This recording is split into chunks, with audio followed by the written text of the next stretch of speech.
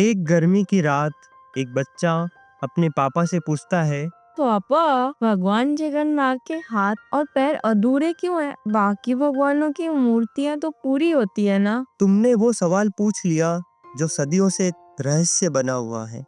चलो, तुम्हें मैं आज भगवान जगन्नाथ की कहानी सुनाता हूँ। वो कहानी जिसमें श्री कृष्ण का हृदय धड़कता है। वो कहानी जिसमें इस मंदिर का एक रहस्य छिपा है। क्या रहस्य है पापा?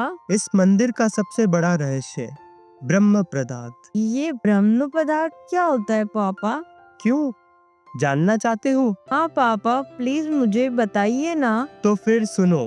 करीब 5000 वर्ष पूर्व एक ऐसा समय जब भगवान श्री कृष्ण ने अपनी लीला समाप्त कर इस धरती से विदा ली।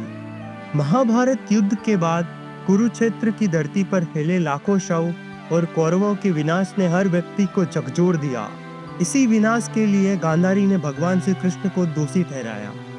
अपने 100 पुत्रों की मृत्यु के शोक में डूबी गांधारी ने कहा, हे कृष्ण, जैसे मेरे पुत्रों का वंश समाप्त हो गया है, वैसे ही तुम्हारा यादव वंश भी आपसी लड़ाई में समाप्त हो जाए और 36 वर्ष के भीतर ही तुम्हारी द्वारका समुद्र में समा जाएगी।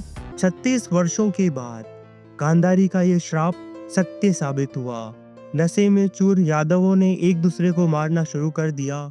इस घटना के बाद द्वारिका समुद्र में डूब गई। ये विनाश स्पष्ट संकेत था कि भगवान श्री कृष्ण का पृथ्वी पर समय समाप्त हो चुका है। फिर क्या हुआ पापा? फिर भगवान श्री कृष्ण जंगल की ओर चले गए। वह एक पीपल के पेड़ के नीचे ध्यान मग्न हो गए।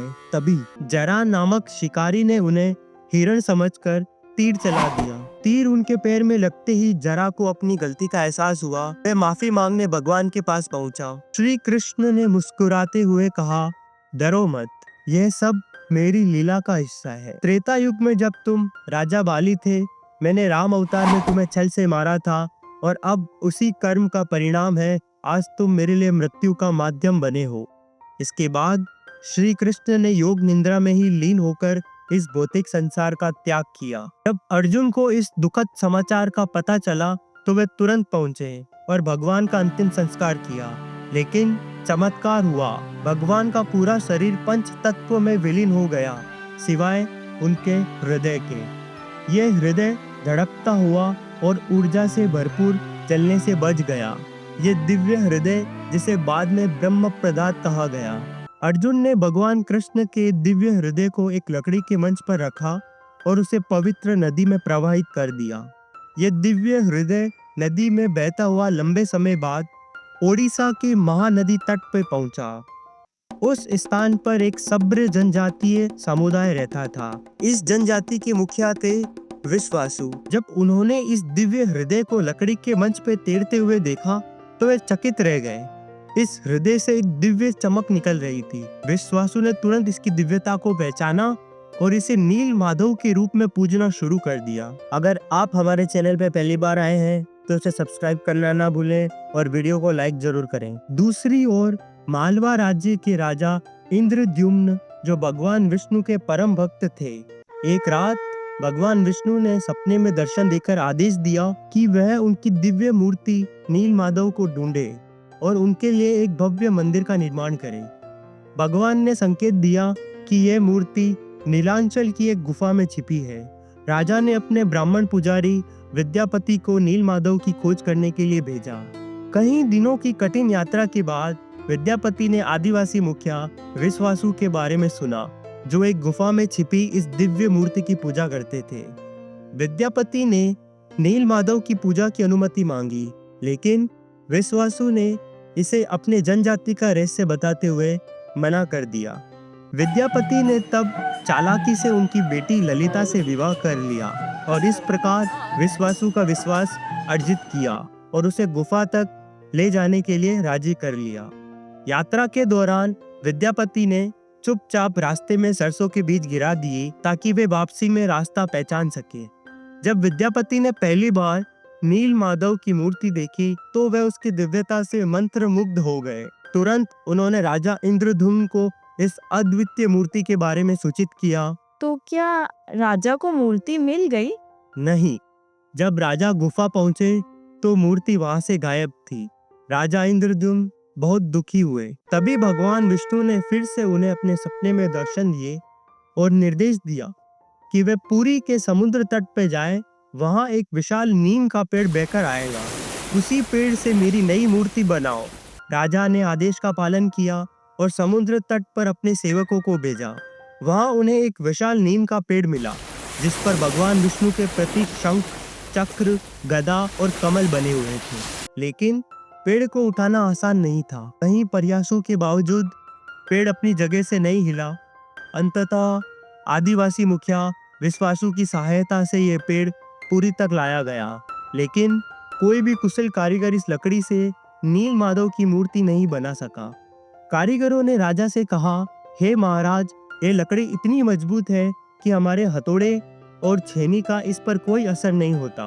कृपया हमें माफ करें, हम ये कार्य करने में असमर्थ हैं। कुछ दिनों बाद भगवान विश्वकर्मा एक बूढ़े आदमी के रूप में प्रकट हुए और राजा से बोले, महाराज, मैंने सुना है कि आप एक मूर्ति बनाना चाहते हैं। राजा ने पूछा, क्या आप ये कर सकते हैं? हाँ, लेकिन मेरी कुछ शर्तें हैं। मैं भगवान विष्णु की मूर्तियां एक बंद कमरे में 21 दिनों में बनाऊंगा। इस दौरान मुझे कोई परेशान नहीं करेगा। अगर किसी ने दरवाजा खोला तो मैं मूर्तियों को अधूरा छोड़ दूंगा। राजा ने इन शर्तों को मान लिया और बूढ़े आदमी ने काम शुरू कर दिया। शोर मचाते हुए दरवाजा बंद हुआ। आरा, छेनी और हथौड़े की आवाज सुनाई दी, लेकिन जब 15 दिन बाद कोई आवाज नहीं आई तो रानी गुंचा चिंतित हो गई।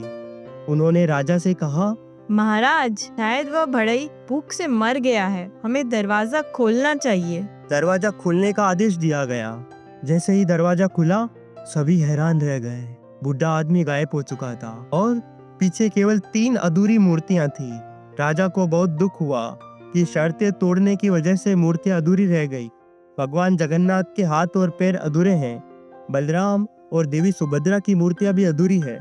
जब राजा इंद्रद्युम्न उन मूर्तियों के पास गए तो उन्हें एक दिल की धड़कन महसूस हुई।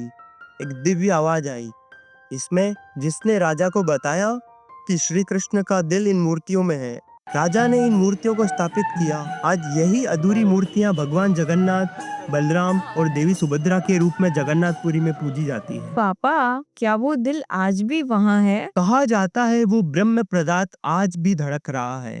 हर 12 साल में उसे एक नई मूर्ति में स्थापित किया जाता है। रात को बिजली काट दी जाती है और कोई उसे देख नहीं सकता। लेकिन ये तो बस शुरुआत है बेटा। अगली बार मैं तुम्हें बताऊंगा जब ये मंदिर डूबेगा तो क्या सच में दुनिया का अंत होगा और वो 22 सीढ़ियों का रहस्य। हाँ पापा, अगली कहानी जल्दी सुनाना। जरूर बेटा, लेकिन अब सोने का समय है क्योंकि कुछ रहस्य रात की चुप्पी में ही सुनाए जाते हैं। दोस्तों, कैसी लगी आपको हमारी कहानी? अगर आपको ये पसंद आई तो लाइक करें, कमेंट करें और ज़्यादा से ज़्यादा शेयर करें और सब्सक्राइब करना ना भूलें, ताकि मैं आपके लिए इसी तरह की और भी दिलचस्प और प्रेरणादायक कहानियाँ लाता रहूँ। आपका प्यार और सपोर्ट ही हमारी सबसे बड़ी ताकत है।